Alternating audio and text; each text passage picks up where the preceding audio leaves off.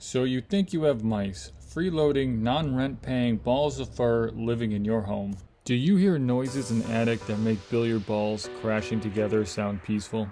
Does it sound like it has invited the neighborhood over for an impromptu dance session? Are you finding chocolate rice in your cabinets, around the stove, or under your sink?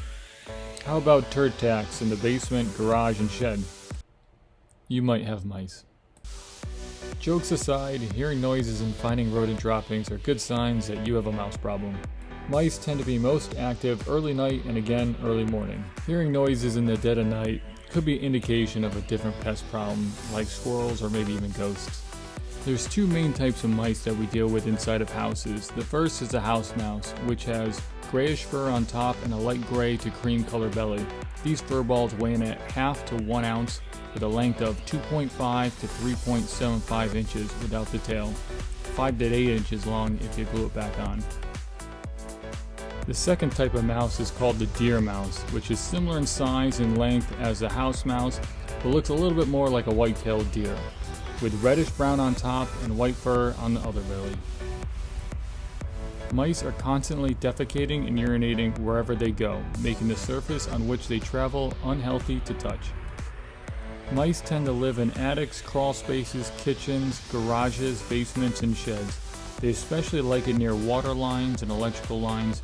They use these areas to stay warm while also using them to travel between rooms in your home. Mouse droppings contain disease organisms such as salmonella, tapeworms, jaundice, leptospirosis, typhus, plague, rickettsial pox, and rat bite fever, to name a few. Mouse droppings are 1/8 to 1/4 inch long, rod-shaped, and have pointed ends. Mice are prolific breeders, pumping out 5 to 8 pups every 40 to 50 days. Now imagine how fast a mouse population can explode when conditions are just right. Mice tend to live about a year, much less if predators or exterminators are hired.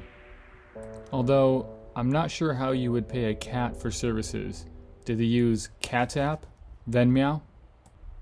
That's just silly. Everyone knows they prefer Cashnip. To recap, dance parties, suspicious brown pellets, and open bags of chips can indicate non-tax deductible domicile leeches in your home. Call a pro, get inspected, and stop living with uninvited mice.